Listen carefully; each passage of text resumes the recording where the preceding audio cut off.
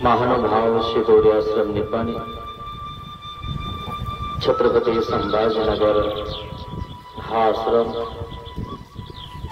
श्री क्षेत्र गोपीराज संस्थान लिंगाव परम पूजने परमहंस श्री नांदेडकर बाबा मुकुंदराज बाबाजी यांच्या आश्रमाच्या वर्धापन दिनानिमित्त तपस्विनी श्री अर्चनाताई या आश्रमामध्ये आपला हा शिदोरी सत्संग चालू आहे। आपले ही ज्ञानमय शिदोरी ग्रहण करणं चालू आहे। आश्रमाचा वर्धापन दिवस आणि ज्ञानाचाही वृद्धिंगत व्हावं आणि म्हणून ह्या रोपट्याला आपण पाणी घालत आहोत। कोणतंही झाड लावलं त्याला जर पाणी कमी पडलं तर फळ येत नाही आणि म्हणून ज्ञानाचा दिवा लावत असताना तेल त्यामध्ये महत्वाचं आहे आणि त्या तेलामध्ये परमेश्वराची परावाचा आहे। जे तेल आहे तेच तर खऱ्या अर्थाने परावाचा आहे आणि मी जे बोलतोय ती वैखरी आहे। अशा प्रकारे हा शिदोरी सत्संग आपल्या हृदयामध्ये उगला पाहिजे आणि म्हणून आपण त्याला खत पाणी दिलं पाहिजे आणि म्हणून स्थान प्रसाद भिक्षुक वासनिक हे चार प्रकारचं खत आपल्याला दिलं पाहिजे। हे चार खंबे आहेत। या चार खंब्यावर चार भीम उभा केल्यानंतर पिलर उभा केल्यानंतर त्यावर टाकी बसवल्या जाते पाण्याची। पाणी हेच ज्ञानरूपी सागर आहे। हे ज्ञानामृत म्हणून आपल्याला ग्रहण करायचं आहे। ज्याला हे ज्ञानामृत कळालं त्याला आपल्या घरी सुख नाही लाभत, तो देवाला अनुसरतो। देवाच्या श्रीचरणी जाण्याची वासना त्याला निर्माण होते, त्याला वासनिक असं म्हणतात। आपल्याला तो पुरुष देह आहे, पुरुषाने तर देवाला अनुसरलंच पाहिजे, पण पुरुषापेक्षाही स्त्रिया पुरुषार्थी आहेत हे स्मृतीस्थळामध्ये आपल्याला बघायला भेटतं। पुरुष या नावातच पुरुषार्थ आहे, तरीही तो पुरुषार्थ करत नाही। पुरुषार्थ काय आहे?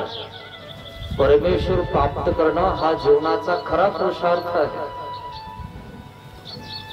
पुरुषोत्तम योगो नाम इति पंचदशो अध्याय। जीवनाचा सार आपण त्या ठिकाणी बोलत असतो। पुरुषार्थ केलाय नाही। प्रपंच करणं हा काय पुरुषार्थ आहे? प्रपंच करून परमार्थ करणं हा पुरुषार्थ आहे। शेवटी देवाला प्राप्त करणं हा पुरुषार्थ आहे। प्रपंचात सत्य आणि नृत्य व्यवहार आहे, तो करत असताना आपल्याला सूक्ष्म जंतूंची हिंसा होते। परमार्थ करत असताना फक्त परमेश्वर आपल्या ध्यानात राहतो, स्वार्थ ध्यानात राहत नाही आणि म्हणून तो परमेश्वर प्राप्त होतो। जो फक्त परमेश्वरावर ध्यान ठेवतो त्याला परमेश्वर प्राप्त होतो आणि म्हणून ज्याचं ध्यान परमेश्वरावर लागलेलं आहे तो कितीही प्रपंचात अडकलेला असला ना तर तो परमेश्वराकडे गेल्याशिवाय राहत नाही। आपण रिकामे कारण सांगत असतो, माझं असं झालं, माझा नातू राहिला, माझी नात राहिली, कोणी नरकातून नाही काढणार तुम्हाला, तो तुमचा प्रश्न आहे. तुम्हाला काटा मोडला तर तुमच्या मुलाला दुःख नाही होणार, तुम्हालाच होणार. आणि म्हणून हे ध्यानात घ्या मित्रांनो. म्हणून एक स्त्री ती कशा प्रकारे देवाकडे आली हे स्मृती स्थळामध्ये तुम्हाला ऐकायला भेटतं. आणि म्हणून ते आज मी तर सांगण्याचा प्रयत्न करणार आहे. बाभुळगाव तुमच्या जवळच आहे. बाभुळगावची स्त्री आहे लोखाईसा. बाभुळगाव पाहिलं असेल ना तुम्ही, गेला असाल कधी. उमरीच्या आसपास आहे ना, त्या बाभुळगावची ही कथा आहे. तिथली स्त्री आहे, त्या स्त्रीनं पुरुषार्थ केला. तो कशा प्रकारे केलाय ते आपल्याला या ठिकाणी बघायचं आहे. तीच मूर्ती कशी आहे म्हणाले.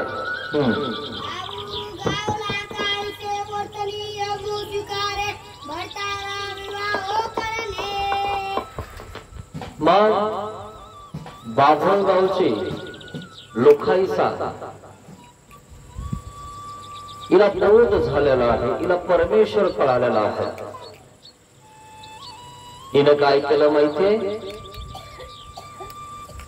लग्न झालं, परंतु लग्न झाल्यावर तिला देव कळाला.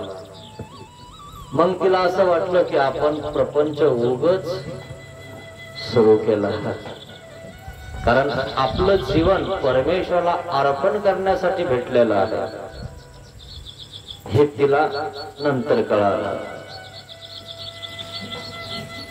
परंतु ज्यासोबत लग्न केलंय त्यासोबत दगा नाही देऊ शकणार ना. म्हणून तिनं काय विचार केला माहितीये, आपल्या बहिणीचं लग्न आपल्या पतीसोबत लावून दिलं आणि आपण संन्यास घेतला. आपल्याला घरचे म्हणतात संन्यास घे, तरी आपण घेत नाही. तिनं पुरुषार्थ केला की नाही. तुम्हाला तर घरचे विचारत नाही, दारचे विचारत नाही, पाहुणे रावण्यात किंमत नाही, तरी आपण इकाड्या वट्यावरून इकाड्या वट्यावर बसतो. जसं झाडून काढल्यानंतर तो कचरा कसा झाडतात तसा प्रकार आपला होऊन जातो. तरीही आपण गुरुजनांचं संतांचं ऐकत नाही. निष्ठा वेश परिधान केला की तुम्हाला पवित्रपणा येतो, लोक तुमच्या पाया पडतात. झाडून सारखं तुम्हाला उडवत नाही. जर झाडून घेत असले तर काय म्हणणार, बाबाच्या अंगावर धूळ जाईल, आता झाडू नकोस.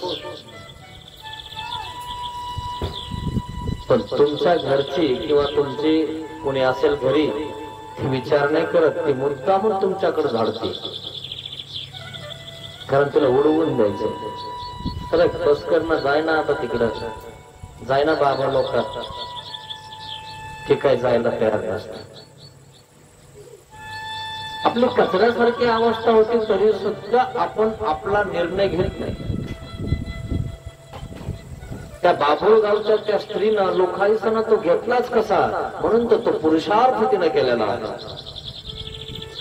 म्हणून ती कथा मी तुम्हाला आज सांगत आहे.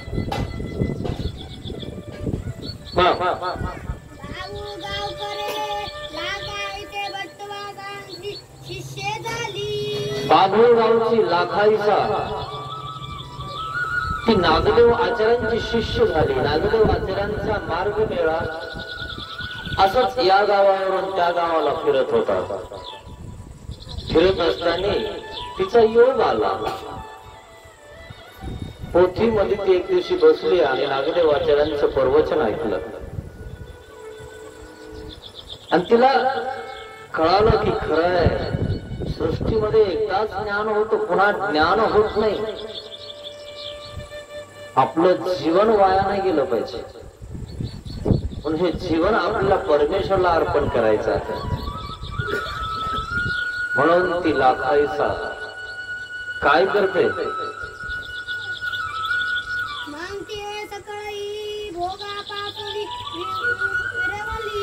मग तिला ज्ञान झाल्यामुळं काय झालं, ज्ञानाचं कार्य असं आहे, ज्ञानापाठी वैराग्य उपजे. जर तुम्हाला ज्ञान झालं ना की तुम्हाला वैराग्य निष्पन्न होतं, तुम्हाला उदासीनता निष्पन्न होते, तुम्हाला कशातच गोडी लागत नाही. गाडी नको, बंगला नको, घर नको, शेती नको, सुख सुविधा नको, तुम्हाला शांतता शोधायच्या विचारामध्ये तुम्ही असता. ज्ञान झाल्यामुळं ती सगळ्या सुखापासून दुरावलेली आहे आणि ती दूर करते स्वतःला, समजावते स्वतःला. हे जे सुख आहेत ना, हे अनित्य रूप सुख आहेत, नित्य नाही आहेत. तुम्ही सुख घेण्यासाठी आंबा खात असता, आंबा खाल्ला तोपर्यंत सुख आहे, आंबा संपल्यानंतर काही नाही. आणि तो आंबा रात्रभर पोटात राहतो, नंतर तो नाश पावतो. असं सुख, असा आनंद प्राप्त करा की त्याचा नाश नाही झाला पाहिजे. पुन्हा तुम्हाला दुसरं काही प्राप्त करण्याची इच्छा करायला नाही पाहिजे. बस नवम नवम तन मधुरम. तो आनंद प्राप्त करण्यासाठी देवाला शरण जावं लागतं. आपण सुखासाठी किती फिरतो, किती धावपळ करतो, कुठे कुठे जात नाही आपण, किती वेळे वाहतो, किती खेट्या करतो, निस्वार्थ आपण अजून सेवा नाही करत. फक्त मोक्ष होण्यासाठी जर तुम्ही करत असाल ना, तर मोक्षाच्या रस्त्यावरचे काटे बाजूला होते. आपण संपवायला आलो तरी आपल्याला मोक्षाची इच्छा होत नाही, म्हणजे नेमकी होती कशाची, सुखाची. आणि सुख हे अनित्य आहे, नित्य नाही, नाश पावतं.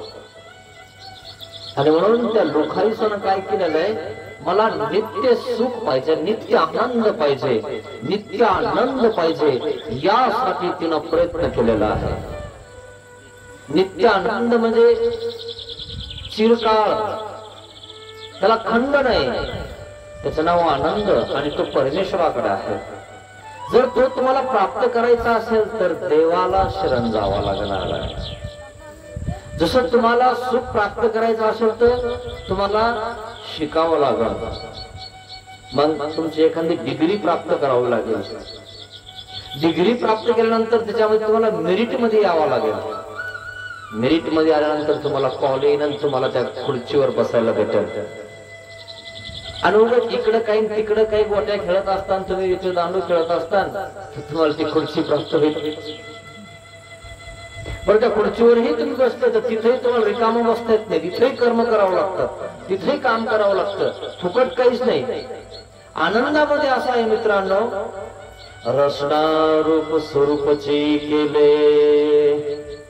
आनंद असा आहे की बस तुम्हाला वेगवेगळा यायला लागतो, धावपळ करायची गरज नाही. आपल्याला एखादा आंबा घेऊन खावा लागतो, तिथं आपल्या स्वरूपातच सुख येत, दुसरा वेगळा पदार्थ घेऊन खायची गरज नाही, तो स्वरूपातच आनंद येतो. देव आपल्या स्वरूपातच पावना करून घेतो, दुसरं काही करायची गरजच राहत नाही. न कपडा, न लत्ता, न कोणती वस्तू, काहीच नाही, फक्त आनंद. तो जर प्राप्त करायचा असेल तर लोकाईसा सारखं आपल्याला करावं लागतं, आणि ती करत आहे. म्हणून ही कथा आपण ऐकत आहोत. सख सुखाची अनावडी संचरली. सगळ्या सुखावर अनावडी तिची आहे. तिला कोणतीच भाजी आवडना, कोणतीच चपाती भाकर काहीच आवडना, कोणताच संबंधी जवळचा दूरचा लांबचा नातू नाती कोणी आवडना. घर दार बंगला कशातच तिला सुख लागना. तिच्या एकच ध्यानात आलं की आनंद मला प्राप्त करायचा आहे. सगळ्या सुखाळून ती उजडली, उदास झाले. आपण उदास झालो ना तर आपलं जीवन जात नाही. जर तुम्हाला बासुंदी वाढली ना तर तुम्ही उगा आपलं हलवता तशीच ठेवून देता. घरची मंदी घ्या ना थोडीशी, आणि तुम्ही खाल्ली बी तर ती गोड लागत नाही. गोड लागली की नाही तुम्हाला कळत नाही, फक्त तुम्ही खाता घरची सारखी. उदासीनता, टेन्शन आपल्याला जर आलं तर आपल्याला सगळं असून सुद्धा सुख आपल्याला भेटत नाही. म्हणून शांतता खूप महत्वाची. म्हणून संतांच्या ठिकाणी, मठाच्या ठिकाणी, आश्रमाच्या ठिकाणी, मंदिराच्या ठिकाणी तुम्हाला शांतता बघायला मिळेल. म्हणून तर लोक सकाळी सकाळी मंदिरावर, मठावर जाऊन 10 मिनिटं बसत असतात आणि मग कामाला सुरुवात करतात. तितके 10 मिनिटं तरी शांतता मिळते त्यांना. काही लोकांना ती पण नाहीये, ते 10 मिनिटं सुद्धा देवाला देत नाही. घरी असं केलं की निघले, काही तर असंही नाही, कसंच नाही, सरळ निघतात. असा प्रकार शांतता नाही मित्रांनो त्यांना.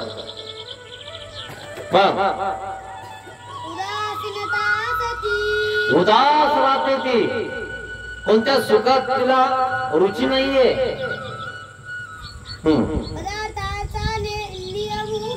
तिने नियम घातला स्वतःला, पदार्थाचा नियम केला. कोणता पदार्थ खायचा आणि कोणता नाही खायचा तिने स्वतःला नियम लावून घेतला. आपल्याला चारला चहा नाही घेतला आपण 3दा भांडायचो. मला चहा नाही दिला तर एवढाच दिला. तू अजून चहा सुटला नाही, तू काय सोडणार आहे?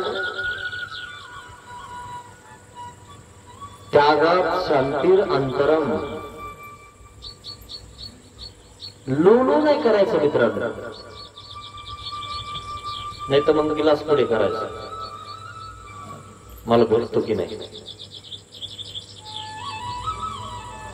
काय खाणार मित्रांनो? किती सुख आहे. गरम पाणी, थोडस गोड आहे, बस जिभेच्या खाली गेले की संपलं, नाश पावतो. सडक्या पदार्थाच्या मागे आपण इतकं धावतो की लोक आपल्याला हसायला लागतात. हे पण आपल्याला कळत नाही.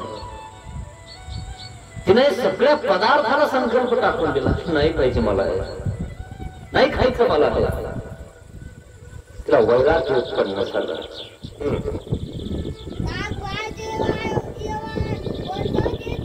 काय जेवण करते? ताक आणि भात जेवण करते. ताक एक अशी वस्तू आहे मित्रांनो, पूर्वी ताक आहे ना गल्लीमध्ये, एखाद्याच्या घरी गाई म्हशी असल्या ना तर ती बाई गल्लीमध्ये पुऱ्या ताक वाटून द्यायची.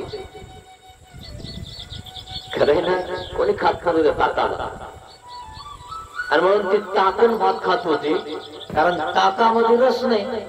रस सगळा काढून घेतलेला असतं, लोणी सगळं काढून घेतलेलं असतं, उरलेलं ते पाणी असतं आंबट,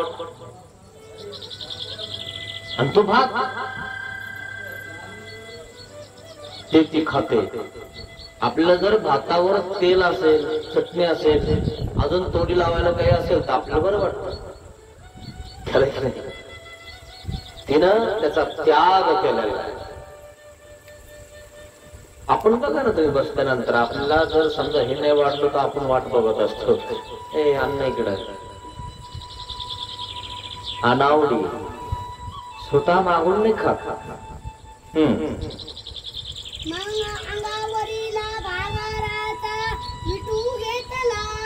आणि मग तिने काय केलंय? त्याग केलाय. धीरे धीरे तिच्याला राहणीमानामध्ये बदल केलेला आहे.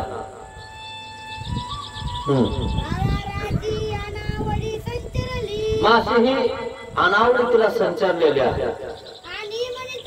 काय म्हटलं?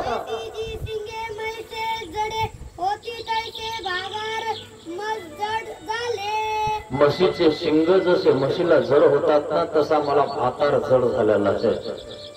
भातार मध्ये नवरा, काय करावं आता? म्हशीचे शिंग तुम्ही पाहिलं असतील कधी?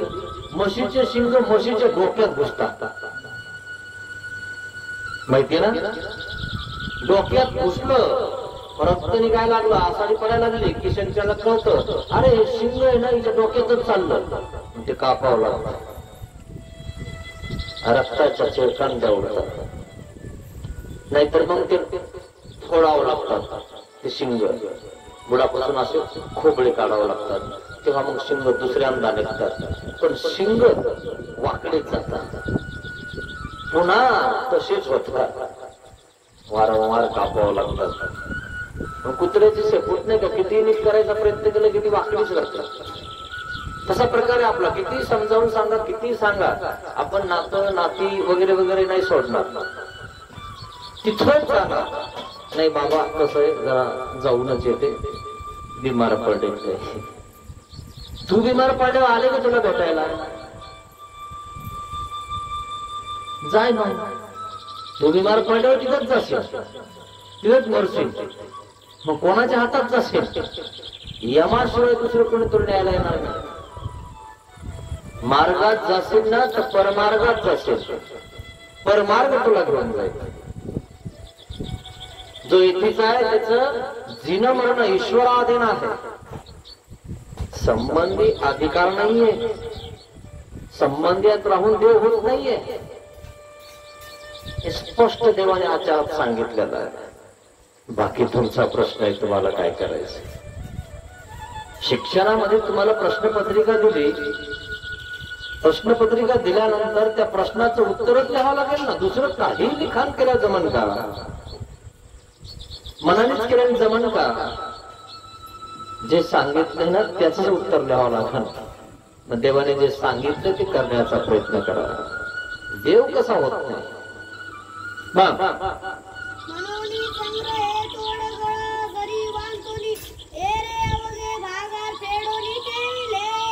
मग काय केलं तिनं?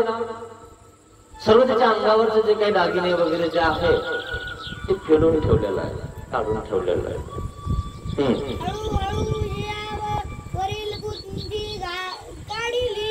आणि मग अजूनही काही वस्तू तिला काढले आणि दुसरं आपलं काहीतरी पांघरून घेत होती. भातार वर्जिला म्हणजे त्याच्यासोबत बोलणं वगैरे टाळलं.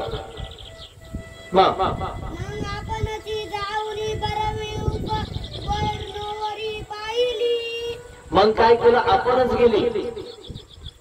भाताराला आपल्याला सोडून जावं लागल, नवऱ्याला आपल्याला सोडून जावं लागल, आपल्याला संन्यास घ्यावा लागल, आणि संन्यास घेतल्याशिवाय देव होणार नाही. म्हणून स्वतः आपणच गेली आणि आपल्या पतीसाठी एक चांगली मुलगी बघितली.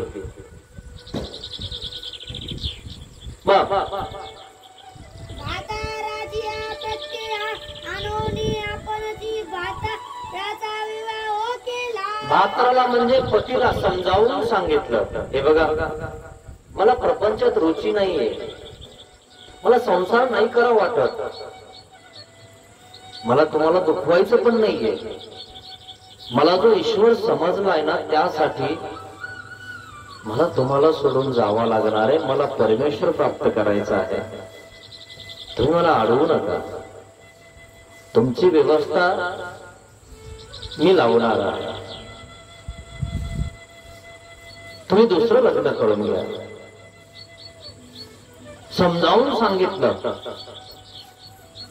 आणि त्यानेही ऐकलं.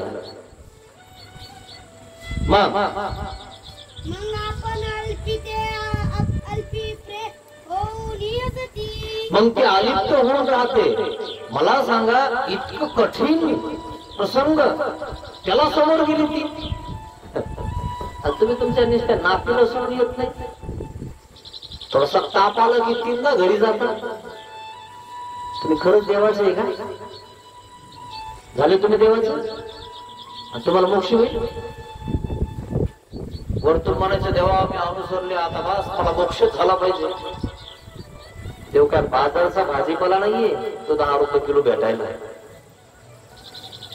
देवाशी नाही भाव म्हणतो, देवा मला पाव. तो काय बाजारचा भाजीपाला नाही रे. टांग टिंग टिंगा की टांग टिंग टिंगा, आंब्याच्या झाडाला शेवग्याच्या शेंगा.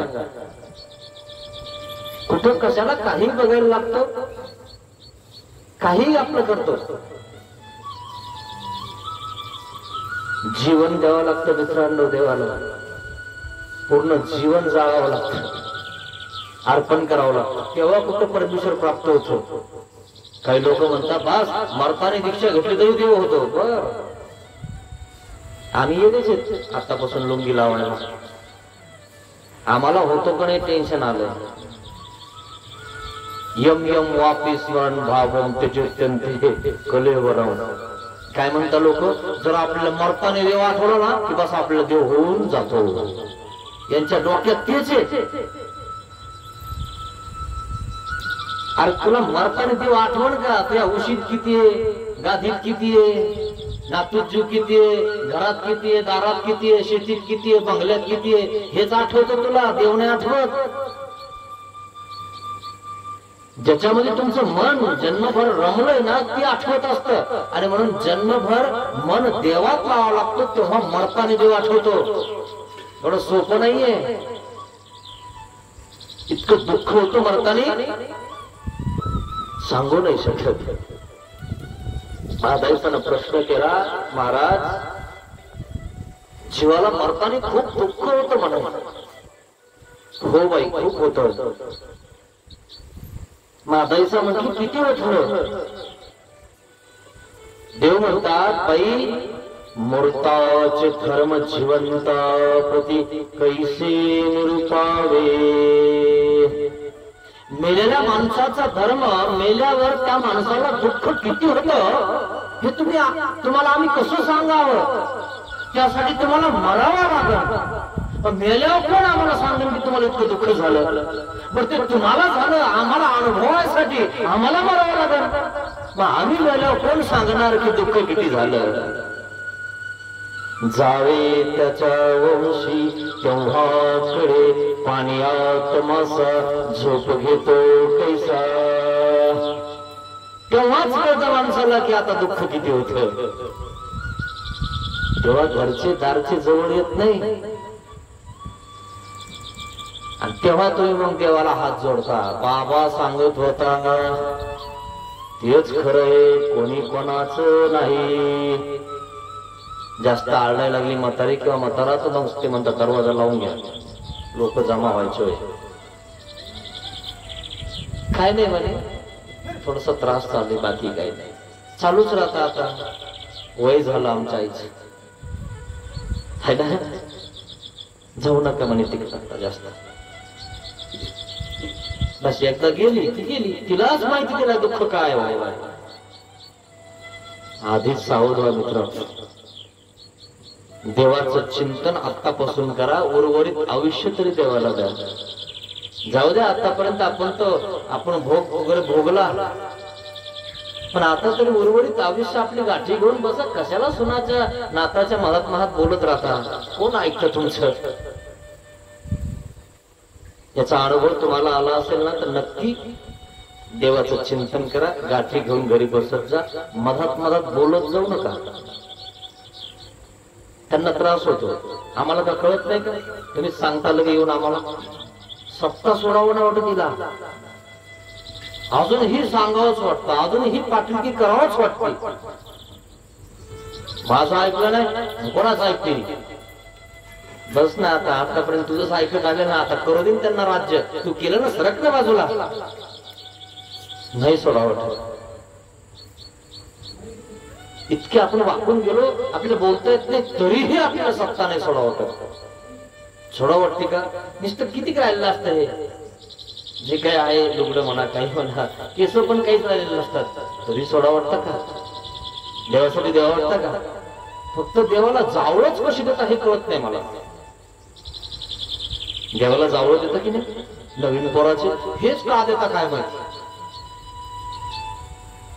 हे बी स्वार्थ आहे, पुढे याला काही होऊ नये म्हणून देतात. अजून जवळ काढले नाही, काढून घ्या, चांगलं नाही, देवाला देऊन द्या.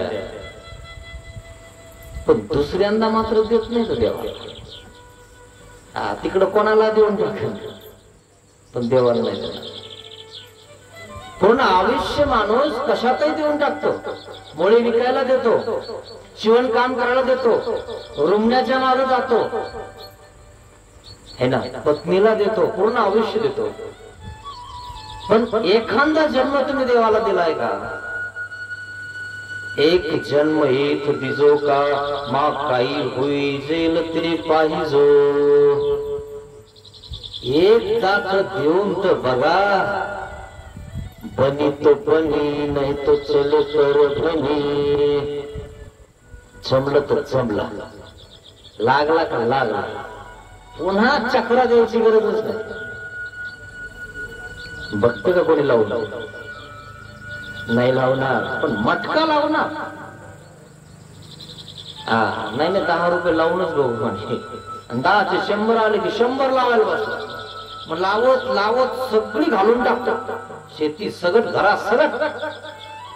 महाभारतात तर द्रौपदी सगट घालतात.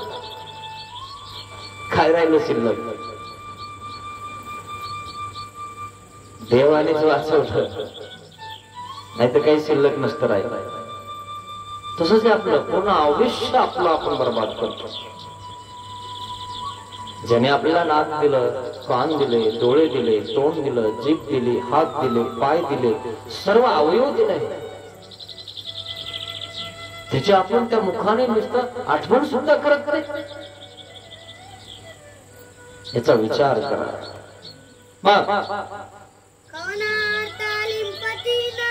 कोणत्याही कशालाही ती लिंपत नाही.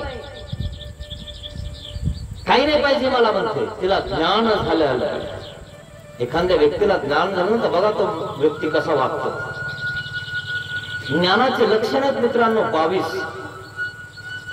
त्या 22 लक्षणाप्रमाणे जर तो व्यक्ती वर्तन करत असेल तर तुम्हाला लगेच समजून जाते की हा व्यक्ती काहीतरी आहे. आणि ज्ञानाचं लक्षण एकही दिसत नाही, तर त्या ठिकाणी तुम्हालाही वाटतं काहीतरी कमी आहे. ज्ञान असलं की एक माणसाच्या चेहऱ्यावर दैवी आणि तेज निर्माण होतं. बघितलं की तुम्हाला वाटावं वाटतं, दंडोत करावं वाटतं. हे ज्ञानाचे लक्षण आहे. मग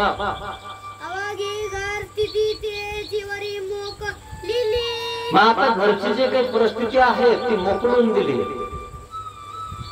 देऊन दिले, त्याच्याकडे आहे तुम्ही सांभाळा आहे सगळं. आणि मग आपण गंगेला जाते, तिकडं स्नान करते, थोडा वेळ बसते, थोडस अनुष्ठान करते, देवाचं चिंतन करते, गाठी स्मरण करते, आणि मग घरामध्ये येते, घरी येते. आपण तर इथून उठून तिथं बसत नाही का बरं? इथं गप्पा हायला बाया असतात ना, म्हणून आम्ही बसतो तिथे जाऊन. नाटकच आहे आमचं, आम्ही काही एवढे हे नाही. पण आम्ही म्हणलं एक दिवस चला बरं, नाही नाही तुम्ही जा ना बाबा, आम्ही येतो. मग उठून पुढे बसले माहितीये का, चव्हाट्यावर तिथे 4-5 जण तिथे बसलेले असतील. नाही बाबा आम्ही इथं बसतो, गाठी ओढतो. अरे इथं झाडाला गोल केलेले, तिकून काही इकून काही इकून काही इकून काही बसलेले असतात. ज्यांचं जमत नाही ते तिकडं तून करून बसतात, मग इकडं तून करून बसतात, आणि मग हे त्याची उडवतो, त्याची उडवतो. निवांत बसेल का तो जाऊन झाडाखाली? एखाद्या बसवण्या वाटत त्याला उडवावं कोण करा. इथं आले तरी पण तेच चालू असतं. नवरात्रात येताना लोक स्मरण करायला येतं की नाही? नवरात्राची कथा सांगितली मी तुम्हाला, ते लगेच म्हणतात आज कोणाचे यच मानले तगडा म्हणून असं. लय अवघड आहे मित्रांनो, अनुभव घ्या तुम्ही. लक्ष केंद्रित करा, लक्ष्यावर लक्ष ठेवा. कसं लक्ष प्राप्त होत नाही, कसा देव प्राप्त होत नाही. कोणतीही वस्तू जर प्राप्त करायची असेल ना, त्याच्यावर लक्ष ठेवा, नजर ठेवा, नेम धरा. कसा बाण लागत नाही. लक्ष ठेवून तर अर्जुनाने माशाचा डोळा उडवला, पण ज्या वेळेस गुरुवा शिकवत होते ना, त्यावेळेस शेंडीला फांटी बांधली होती, झोपायचं नाही डोळा उडवल्याशिवाय त्या पोपटाचा. म्हणे काही सांगता म्हणे राव तुम्ही, इतकं पुढं कठीण प्रसंग तुम्ही सांगत असता आणि वर पोपट मी असा रात्रभर तुम्ही झोपू देईना म्हणे मला. झोपायचंच नाही म्हणजे जेव्हा त्या पोपटाचा डोळा उडेल ना तेव्हा तुला झोपायला मिळेल, नाही तर मग काही कर, तू बाण मारत राहा. हा कुंकडं बाण मारायचा, कुंकडं मारायचा.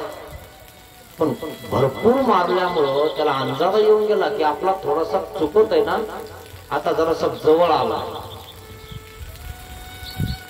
झोप येत होती पण तसाच त्या ठिकाणी शिंदीला धरलं, फांटीला धरलं. अर्जुन तसाच झोपला, पुन्हा उठला. अरे पोपटाचा डोळा कुठे?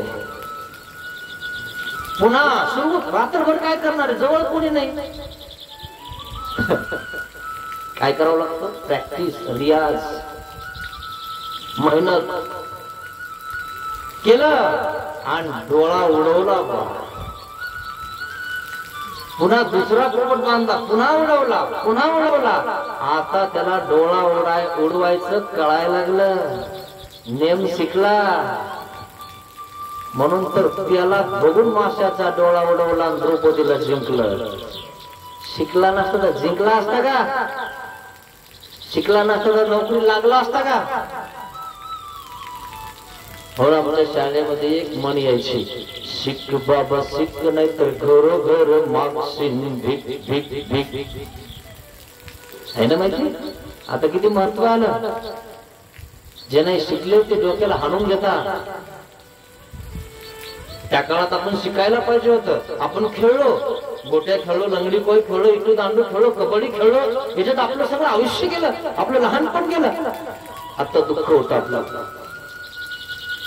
हे कळायला पाहिजे आपल्याला की आपलं भविष्य आपल्या हातात आहे. लोक आपल्याला सांगत असतील, काही करत असतील तरी नाही, आपलं भविष्य कसं घडवायचं आपल्या हातात.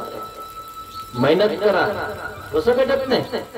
शेतकरी मेहनत करतो तेव्हा ऊसाची पासट काढतो, तेव्हा कुठं साखर भेटते जगाला.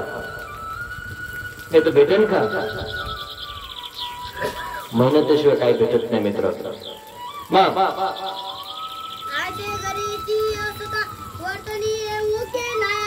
अशा प्रकारे ते गंगेला जाते, स्नान करते, नंतर येते, अनुष्ठान करते, चिंतन करते. अशा प्रकारे तिनं घरी नियम त्या ठिकाणी बांधलेले आहेत. घरीच पक्की झालेली आहे. आपण घरीच पक्की नाही तर दारी काय होणार आहे? घरी जर आपलं आरे म्हणलं की आपण कारे मानला तयारच आहे, बघून घेईन तुला. तू तिथंच पक्का नाही, इकडं आलं होतं कोणी बोलून तुला. एखाद्या गावात भिक्षाला गेला तर पोरं दगड आणतो, ए बाबा कुठे चालला? दंडोत बाबा म्हणे काय करता काय काय असं जर एखादं बोललो होते तिथंच मागं फिरायचंय, बघून तुला बाबा झालं नाही जमत. बस झाला आता. जे झालं ना ते पापील होता तेव्हाच, आता नाही. आता सगळ्याचं सहन करावं लागतं.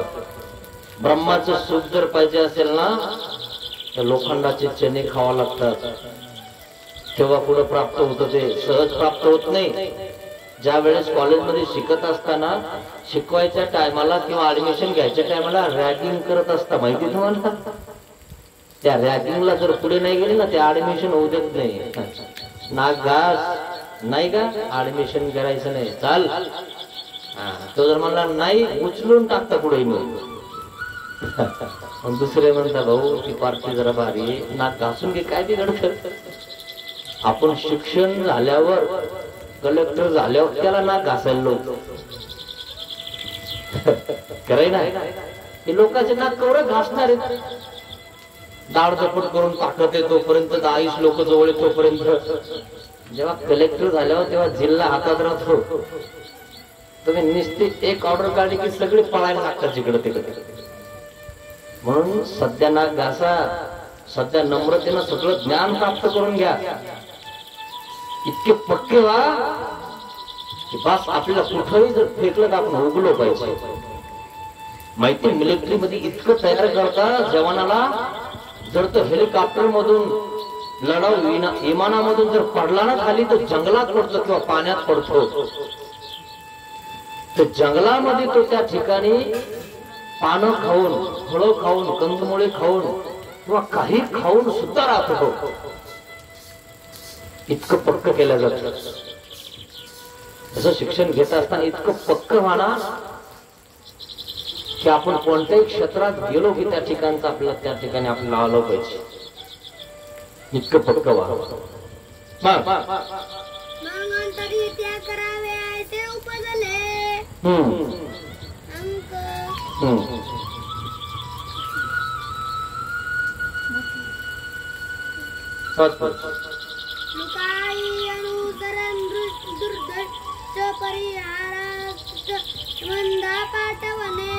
आता काय झालं, लोकांचं अनुसरण घेतलेलं आहे, दीक्षा घेतली, तिला घरी तयार झालेली आहे.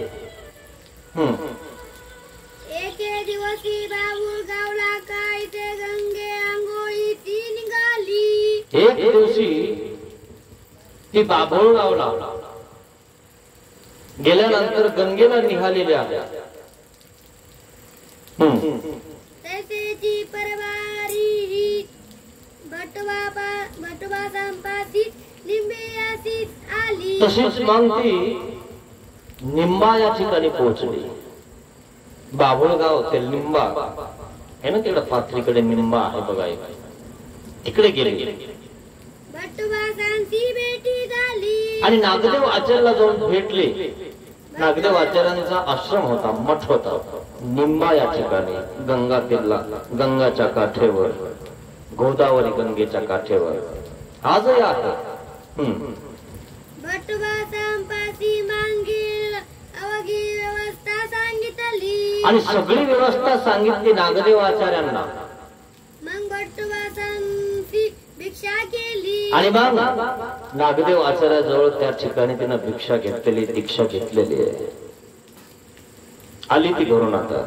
मग भटवासी तक्षणी ती बायांचे सांगत वृद्धपुरासी पाठविली. त्या क्षणी ती घरून निघून आली. त्या क्षणी वृद्धपूरला दुसऱ्या महिला सोबत, तपस्विनी आई सोबत वृद्धपूरला पाठवलं. आठवणीक्रमे जा तुम्ही वृद्धपूर करा, स्थानवंदन करा. तव मांगीळाकडोनी सवेची डिंब यासी भटवासांची धावणे आले. मग आता ती पत्नी, ती लाखाईसा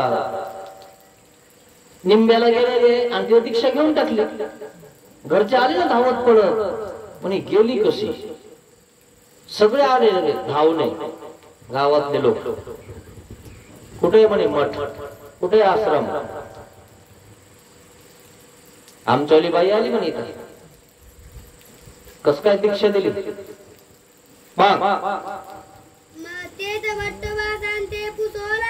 आले नागदेवाचार्याकडे, विचारलं भटो इथे लाखाईस आली होती का, ती कुठे सांगा, कारण तिचा विचारच हा होता दीक्षा घ्यायचा. आता विरोध तर असतोच ना हो. आता म्हाताऱ्या माणसाला विरोध करायला लागले लोक की नाही, तर तरुणाला प्रश्नच नाही, करणारच. आता काहींना विरोध नाही, घरचे म्हणता घ्या तरी येईना. जिथं चेने तिथं दात नाही, दात तिथे चेने नाही, असा प्रकार आहे. तिथं खडीत ते दुंडा झाडू असतो माहिती तुम्हाला, फडा भेटतोय कसा, आणि मग झाडून झाडून झाडून झाडून तो इतकाच राहतो का असा दुंडा. दुंडा झाडू म्हणतात त्याला. मग ते दुंडा झाडू हातात घेते आणि ती सरकत सरकत तिथं दररोज झाडवत असते ती म्हातारी. तिथून काही निघत नाही. असं म्हणत नाही की बाबा आपण आता आश्रमामध्ये झाडू घेऊन त्या ठिकाणी देवाचं मंदिर झाडावं, आश्रम झाडावं, बिलकुल नाही. घरचं सगळं झाडीन, पण इथं आपला कचरा आहे ना, बिलकुल नाही झाडणार, त्याच्यावरच बसत. काय म्हणतात नागदेवाचार्य, इथं नाही आली म्हणे ती. बघा बरं म्हणे, आमच्या आश्रमात असेल तर घेऊन जा, आम्हाला काय करायचं बघा. परिहार दिला असा, जे आले तिला न्यायला, त्यांना तिचे संबंधी आले ना, आणि ते निघाले. बघितलं इथं नाही म्हणे ते, आपुलेया गावासी गेले, परत गेले घरी. लाखाईचे वृद्धपुरासी गेली. आता लाखाईचं आधीच समजावून सांगितलं होतं पतीला, त्यामुळे त्याने जास्त काही हे नाही केलं. जाऊ द्या म्हणे, तिची इच्छाच होती, जाऊ द्या घेऊ द्या म्हणे. तिला लय देव देव करा वाटायला लागला. मग आणि मग रुद्रपूरला पोहोचले. रुद्रपूर नमस केलं, वंदन केलं, श्री गोविंद प्रभू महाराजांच्या स्थानाला वंदन केलं. वैराग्य केले. 1 वर्ष इतकं उत्कर्ष वैराग्य केलं. ज्ञानाचं कार्य असे जे ज्ञानापाठी वैराग्य उपजे. आमच्या सर्वज्ञ श्री चक्रधर स्वामींनी सुद्धा रुद्रपूरला ज्ञानशक्ती स्वीकारली श्री गोविंद प्रभू महाराजांकडनं. तळेगावला पहिला मुक्काम केला. सालगडीच्या डोंगरात कडकडीत वैराग्य केलं. देवाने आधी करून दाखवलं, मग करायला सांगितलं. देवाने आधी त्याग केला, मग करायला सांगितलं. काय बघा तुम्ही देवाने केलं की नाही, मग आधी करावं लागतं. आणि मग इतकं कडकडीत वैराग्य केलं, तिचा देह पालट झाला. वैराग्य केलं, त्या ठिकाणी नियम लावला आपल्या शरीराला, तर त्या ठिकाणी तिच्याला देह विच्छिन्न झालं, छिन्न झालं. जी टवटवपणा होता तो कमी झाला. ती आता अशी साधी भोळी दिसायला लागलेली आहे. थोर देह तुटलेलं आहे, बस आता हलकं दिसायला लागले तिच्यावाले.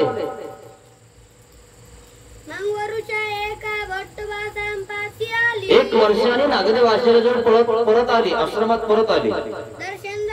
दर्शन घेतलं नागदेवाचार्यांचं, भेट झाली.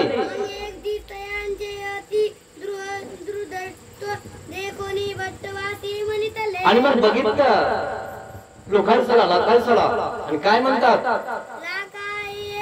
लाखायचा तू हे वैराग्य केलंस ना, चांगलं केलंस. जे तू आता दिसते ना तशीच तू आता काय कर, बाभुळगावला जा. तुझ्या घरचा तुला ओळखतो का बघ. आणि जर समजा तुझ्या घरचे नाही ओळखलं तर समजा तू जिंकली. आपल्या घरच्यांनी आपल्या ओळखलं नाही पाहिजे, असं आपलं पाहिजे. आपण घरच्या ओळख देतो, आपण पाहुण्यांना ओळख देतो. काय गरज आहे. जा म्हणे त्या गावात, जा आणि त्या गावामध्ये भिक्षा मागा. जा भिक्षा मागून या. गेली लाखाईचा बाभुळगावला गेली.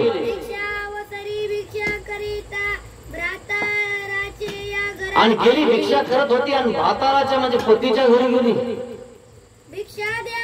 भिक्षा मागितली. भिक्षा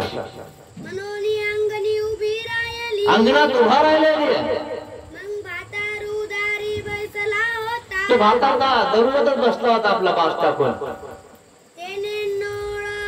त्याने त्या ठिकाणी बघितलं म्हणे कोणीतरी आले म्हणे भिक्षा मागायला. बाई तपस्वी, तिनं काय ओळखलंच नाही म्हणे असं कोणी. आता याला काय घेणं, याचं इकडे झालेलं आहे. हे गेले म्हणे तिकडे, झाली साधू. त्याने पिच्छा सोडून दिला. बाई दंडवत दंडवत केला त्याने. लाखायचं काय म्हणते, काय हो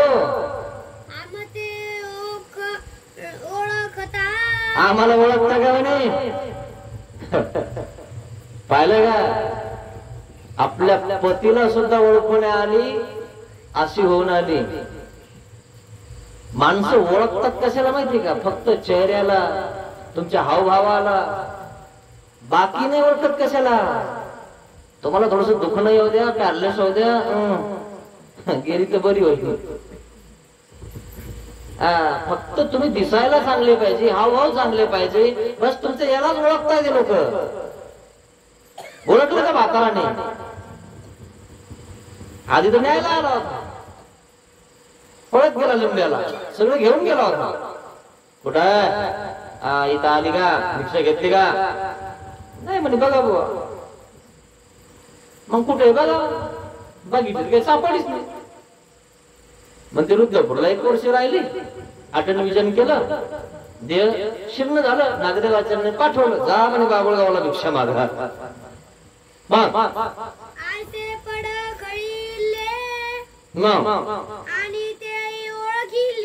आणि मग आता तिनं म्हटलं आम्हाला ओळखलं का, मग त्याने जरा निहाळून बघितलं. आधी निहाळून बघितलंच नाही ना, आली बघ एक साधू आपल्या इथं. मग आता निहाळून बघितलं म्हणे, असं तू आहे का?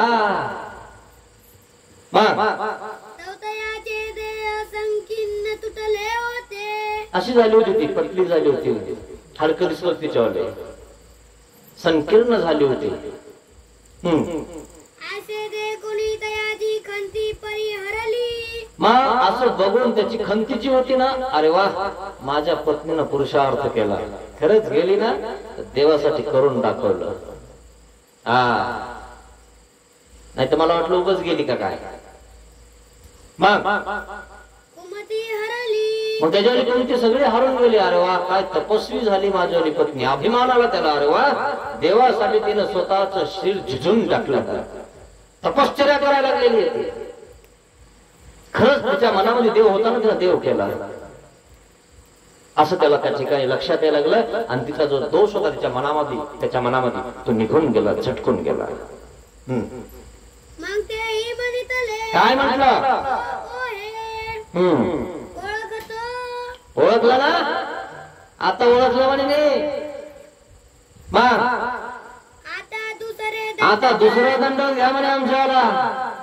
हा दुसरा दंड होते म्हणे तुम्हाला ओळखलं म्हणे आम्ही. आता तो लोकायचा आहे का असा आहे. मग आणि मग जवळ आला आता थोडा. माताची पांग फेडोनी लागायची पायावरी डोई ठेवी. मग बाजूला सरकला त्या ठिकाणी आणि जवळ गेला आणि तिच्या पायावर डोकं ठेवलं. पाहिलं ना, आपल्या पतीनं आपल्या पत्नीच्या पायावर डोकं ठेवलं.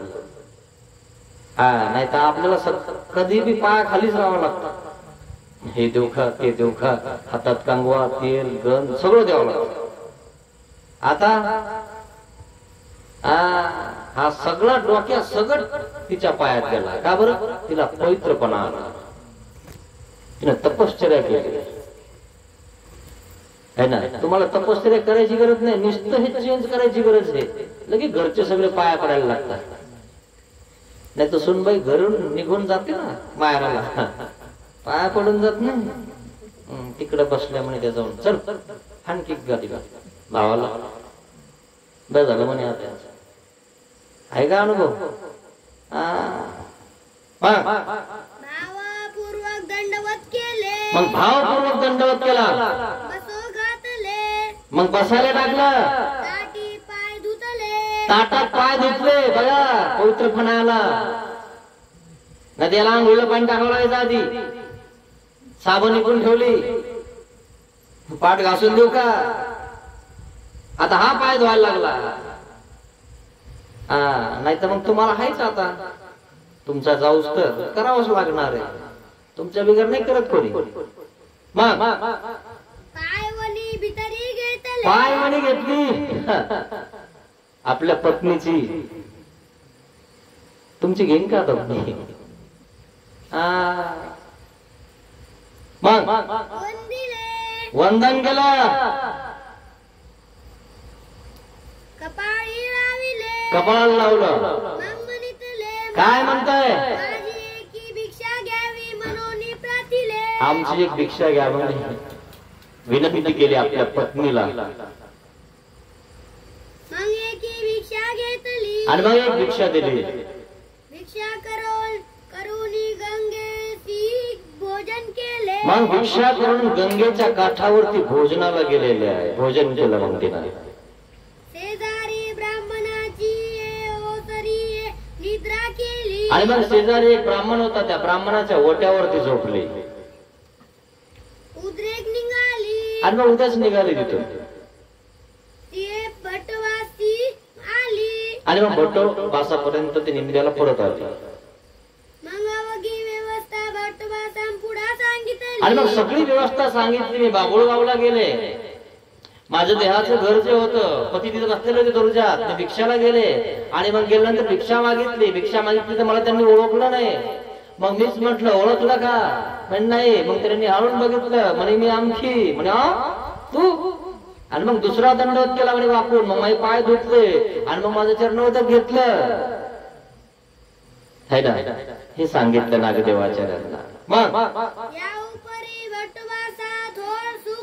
यावर नागदेवाचार्याला थोर सुख झालं. बघा की या लोकांचं ना स्वतःला ओळखू दिलं नाही असं वैराग्य केलं. आपण तो ओळख सांगत फिरतो, काय अर्थ आहे मित्रांनो? ओळख त्याच्या घरानं वचावे, स्पष्ट सांगितलं देवाने. काय म्हणतात नागदेवाचार्य? आता देश पाळता झाला, काही हरकत नाही, या भागात तुम्ही भिक्षा करून राहत जा. का बरं? जो रोष होता, दीक्षा घेतली कोणी आश्रमात घेतली असं तसं, म्हणजे रोषच होता तो. पण आता तपस्वी झाली, चांगली झाली, आता पती काय बोलत नाही, उलट दर्शन घ्यायला लागलाय. मग आता काही म्हणणार आहे का?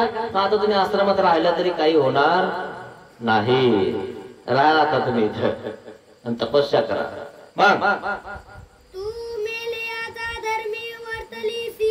तू जितेपणी मेल्याच्या धर्मी वर्तलीस. जिवंत असून सुद्धा आपण कसं राहिलं पाहिजे? मेल्यासारखं. कोणी काही बोला, कोणी काही बोला, काही होणार नाही. पण आपल्याला थोडस बोललं ना की लगेच काटा लागतो, मिरची लागते म्हणतात, मिरची. हा, नुसतं आपल्या शेजारी नाही तर मैत्रिणीनं सांगू द्या, ही तुला अशी बोलली, बस लागलीच मिरची. ती मिरच्या तळताना अशी उलथण्याने दाबीली, बघते चिला. असा प्रकार आहे मित्रांनो.